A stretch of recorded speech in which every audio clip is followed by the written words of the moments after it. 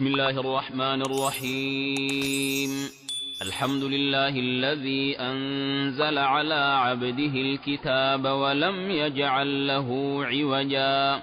قيما لينذر بأسا شديدا من لدنه ويبشر المؤمنين الذين يعملون الصالحات أن لهم أجرا حسنا ماكثين فيه أبدا وينذر الذين قالوا اتخذ الله ولدا ما لهم به من علم ولا لآبائهم كبرت كلمة تخرج من أفواههم إن يقولون إلا كذبا فلعلك باخع نفسك على آثارهم إن لم يؤمنوا بهذا الحديث أسفا إنا جعلنا ما على الأرض زينة لها لنبلوهم أيهم أحسن عملا وإنا لجاعلون ما عليها صعيدا جرزا أم حسبت أن أصحاب الكهف والرقيم كانوا من آياتنا عجبا إذ أوى الفتية إلى الكهف فقالوا ربنا آتنا من لدنك رحمة وهيئ لنا من أمرنا رشدا فضربنا على آذانهم في الكهف سنين عددا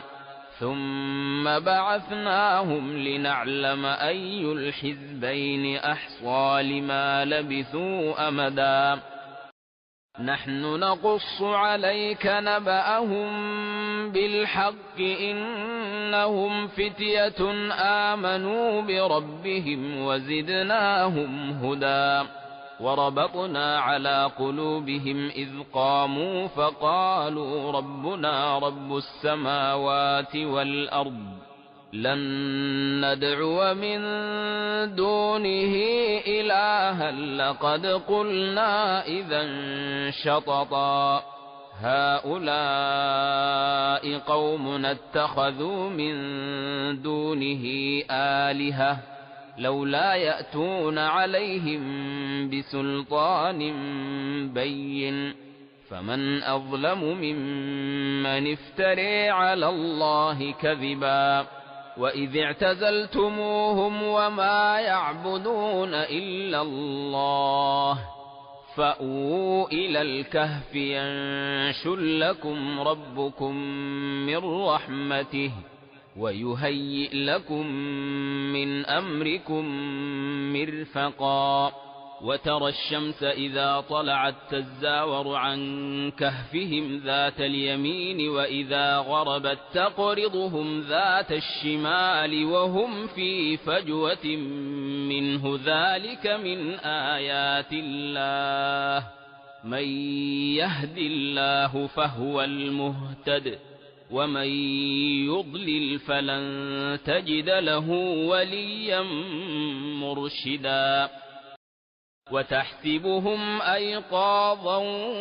وهم رقود ونقلبهم ذات اليمين وذات الشمال وكلبهم باسط ذراعيه بالوصيد لو اطلعت عليهم لوليت منهم فرارا ولملئت منهم رعبا وكذلك بعثناهم ليتساءلوا بينهم قال قائل منهم كم لبثتم قالوا لبثنا يوما أو بعض يوم قالوا ربكم أعلم بما لبثتم فابعثوا أحدكم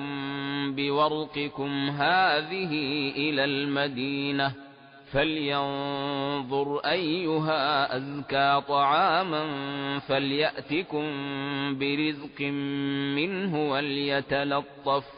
ولا يشعرن بكم أحدا إنهم إن يظهروا عليكم يرجموكم أو يعيدوكم في ملتهم ولن تفلحوا إذا أبدا. وكذلك أعثرنا عليهم ليعلموا أن وعد الله حق وأن الساعة لا ريب فيها إذ يتنازعون بينهم أمرهم فقالوا ابنوا عليهم بنيانا ربهم أعلم بهم قال الذين غلبوا على أمرهم لنتخذن عليهم مسجدا سيقولون ثلاثة رابعهم كلبهم ويقولون خمسة سادسهم كلبهم رجما بالغيب ويقولون سبعة وثامنهم كلبهم قل ربي أعلم بعدتهم ما يعلمهم إلا قليل فلا تمار فيهم إلا مراء ظاهرا ولا تستفت فيهم منهم أحدا ولا تقولن لشيء إني فاعل ذلك غدا إلا أن يشاء الله واذكر ربك إذا نسيت وقل عسى أن يهديني ربي لأقرب من هذا رشدا ولبثوا في كهفهم 300 سنين وازدادوا 9 قل الله أعلم بما لبثوا له غيب السماوات والأرض أبصر به وأسمع ما لهم من دونه من ولي ولا يشرك في حكمه أحدا واتل ما أوحي إليك من كتاب ربك لا مبدل لكلماته ولن تجد من دونه ملتحدا واصبر نفسك مع الذين يدعون ربهم بالغداة والعشي يريدون وجهه ولا تعد عيناك عنهم تريد زينة الحياة الدنيا ولا تطع من أغفلنا قلبه عن ذكرنا واتبع هواه وكان أمره فرطا وقل الحق من ربكم فمن شاء فليؤمن ومن شاء فليكفر إنا أعتدنا للظالمين نارا أحاط بهم سرادقها وإن يستغيثوا يغاثوا بماء كالمهل يشوي الوجوه بئس الشراب وساءت مرتفقا إن الذين آمنوا وعملوا الصالحات إنا لا نضيع أجر من أحسن عملا أولئك لهم جنات عدن تجري من تحتهم الأنهار يحلون فيها من أساور من ذهب ويلبسون ثيابا خضرا من سندس واستبرق متكئين فيها على الأرائك نعم الثواب وحسنت مرتفقا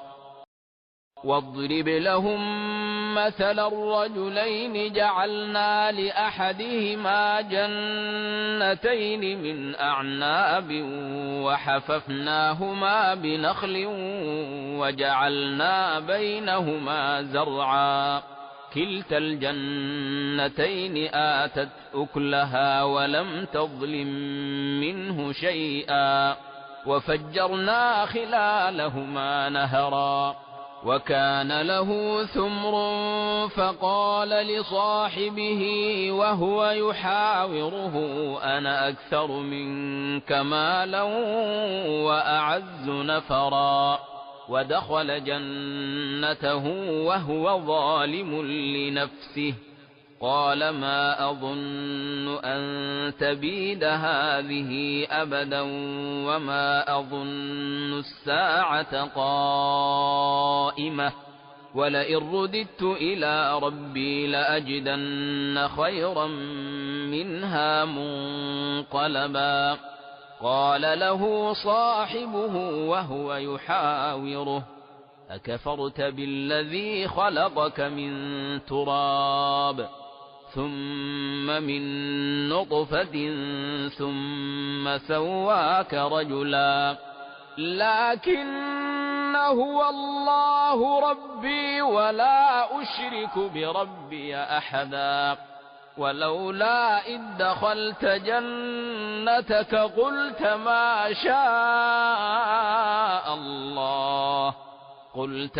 شاء الله لا قوة إلا بالله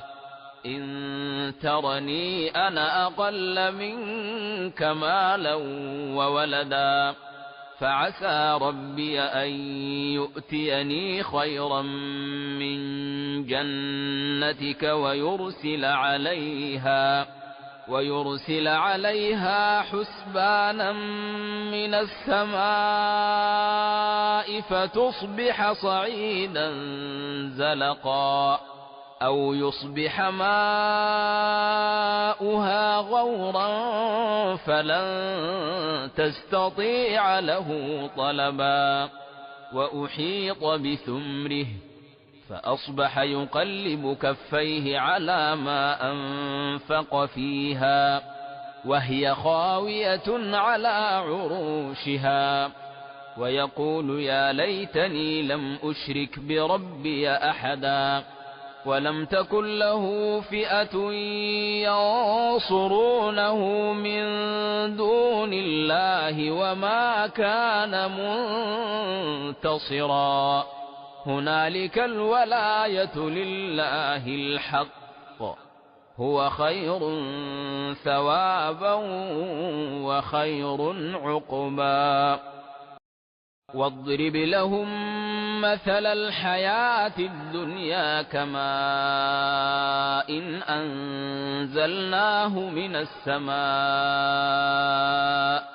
فاختلط به نبات الأرض فأصبح هشيما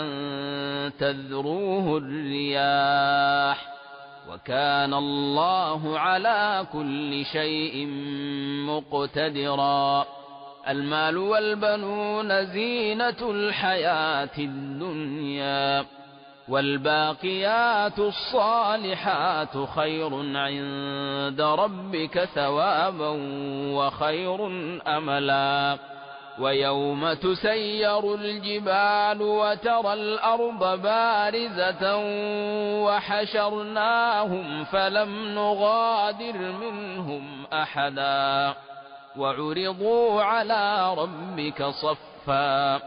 لقد جئتمونا كما خلقناكم أول مرة بل زعمتم أن لن نجعل لكم موعدا. ووضع الكتاب فترى المجرمين مشفقين مما فيه ويقولون يا ويلتنا ما لهذا الكتاب لا يغادر صغيرة ولا كبيرة إلا أحصاها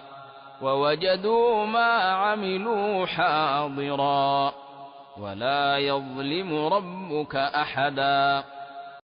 وإذ قلنا للملائكة اسجدوا لآدم فسجدوا إلا إبليس كان من الجن ففسق عن أمر ربه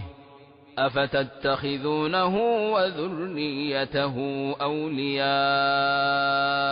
من دوني وهم لكم عدو بئس للظالمين بدلا ما أشهدتهم خلق السماوات والأرض ولا خلق أنفسهم وما كنت متخذ المضلين عضدا ويوم يقول نادوا شركائي الذين زعمتم فدعوهم فلم يستجيبوا لهم وجعلنا بينهم موبقا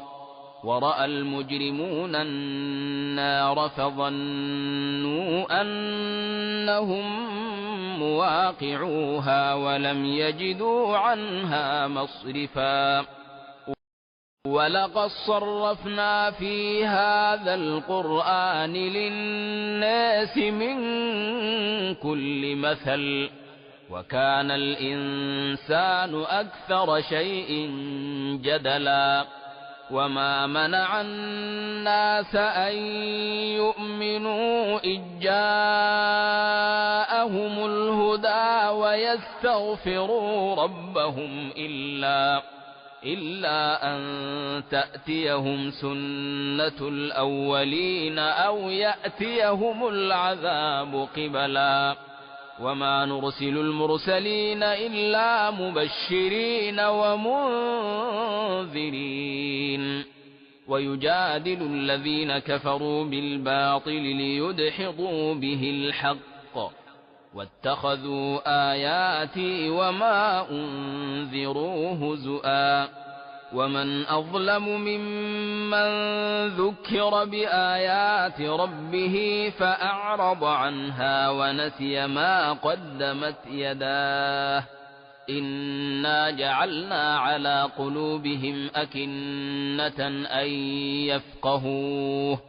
إنا جعلنا على قلوبهم أكنة أن يفقهوه وفي آذانهم وقرا وإن تدعهم إلى الهدى فلن يهتدوا إذا أبدا وربك الغفور ذو الرحمة لو يؤاخذهم بما كسبوا لعجل لهم العذاب بل لهم موعد لن يجدوا من دونه موئلا وتلك القرى أهلكناهم لما ظلموا وجعلنا لمهلكهم موعدا وإذ قال موسى لفتاه لا أبرح حتى أبلغ مجمع البحرين أو أمضي حقبا فلما بلغا مجمع بينهما نسيا حوتهما فاتخذ سبيله في البحر سربا فلما جاوزا قال لفتاه آتنا غداءنا لقد لقينا من سفرنا هذا نصبا قال أرأيت إذ أوينا إلى الصخرة فإني نسيت الحوت وما أنسانيه إلا الشيطان أن أذكره واتخذ سبيله في البحر عجبا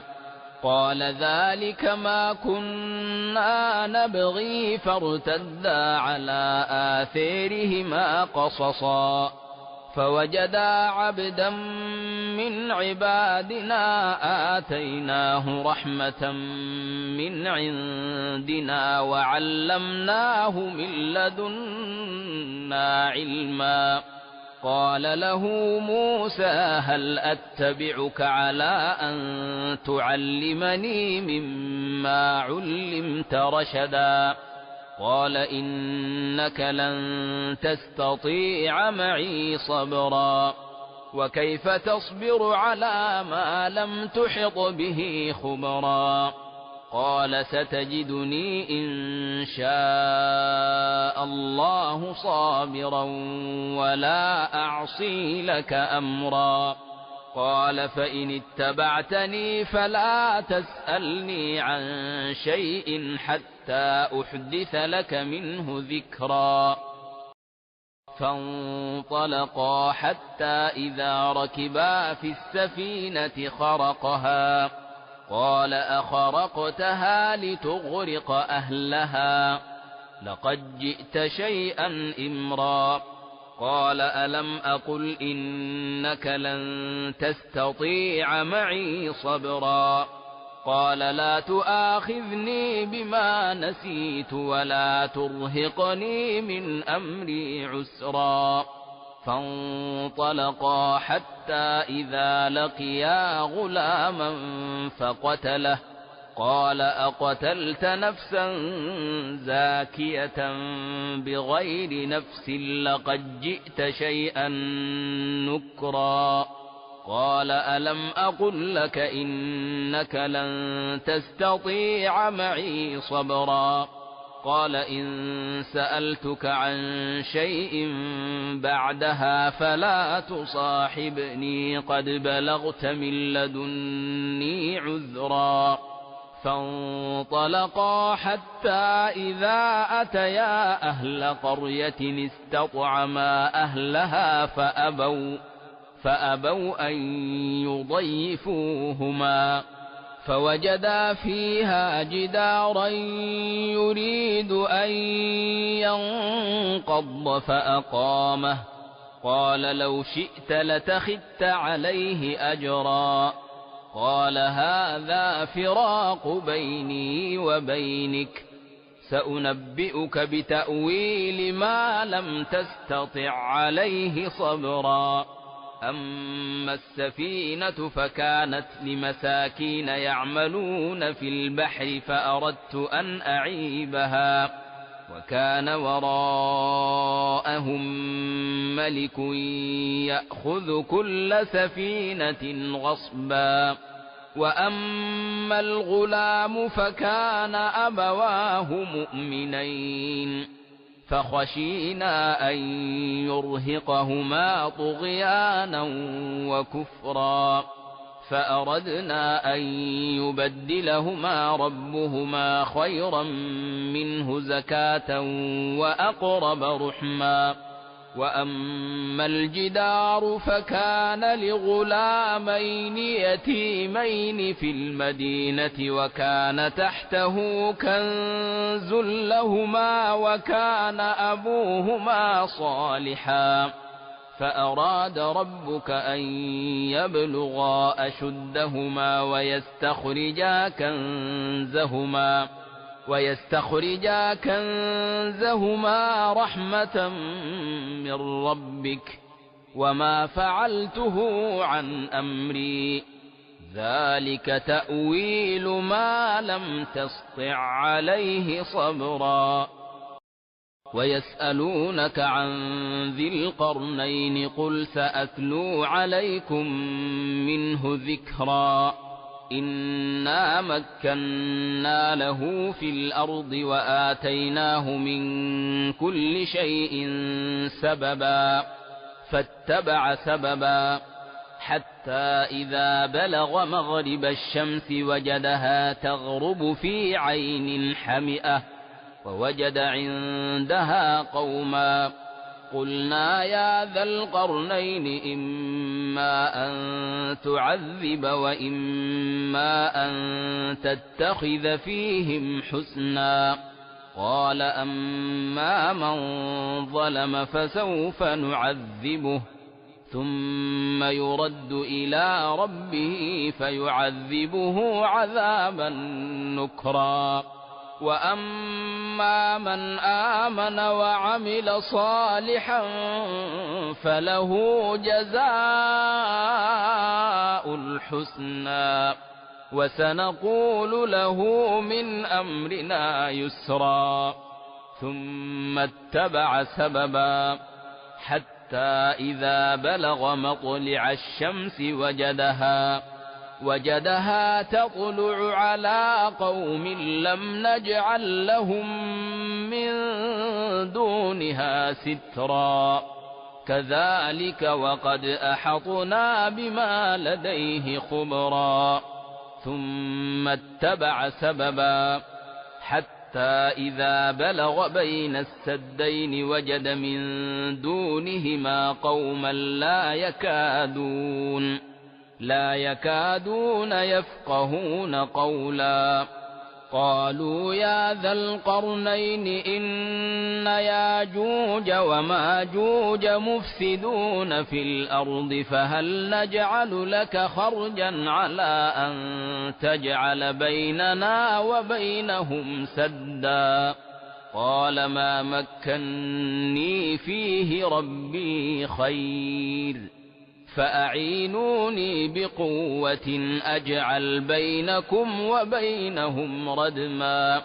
آتوني زبر الحديد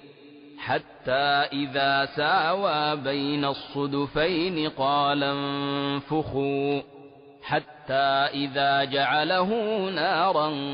قال آتوني أفرغ عليه قطرا. فما استطاعوا أن يظهروه وما استطاعوا له نقبا. قال هذا رحمة من ربي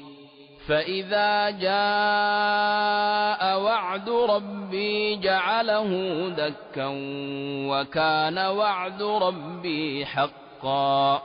وتركنا بعضهم يومئذ يموج في بعض ونفخ في الصور فجمعناهم جمعا. وعرضنا جهنم يومئذ للكافرين عرضا. الذين كانت أعينهم في غطاء عن ذكري وكانوا لا يستطيعون سمعا. أفحسب الذين كفروا أن يتخذوا عبادي من دوني أولياء إنا أعتدنا جهنم للكافرين نزلا. قل هل ننبئكم بالأخسرين أعمالا الذين ضل سعيهم في الحياة الدنيا وهم يحسبون أنهم يحسنون صنعا. أولئك الذين كفروا بآيات ربهم ولقائه فحبطت أعمالهم فلا نقيم لهم يوم القيامة وزنا. ذلك جزاؤهم جهنم بما كفروا واتخذوا آياتي ورسلي هزؤا. إن الذين آمنوا وعملوا الصالحات كانت لهم جنات الفردوس نزلا خالدين فيها لا يبغون عنها حولا. قل لو كان البحر مدادا لكلمات ربي لنفد البحر قبل أن تنفد كلمات ربي ولو جئنا بمثله مددا. قل إنما أنا بشر مثلكم يوحى إلي أنما إلهكم إله واحد فمن كان يرجو لقاء ربه فليعمل عملا صالحا ولا يشرك بعبادة ربه أحدا.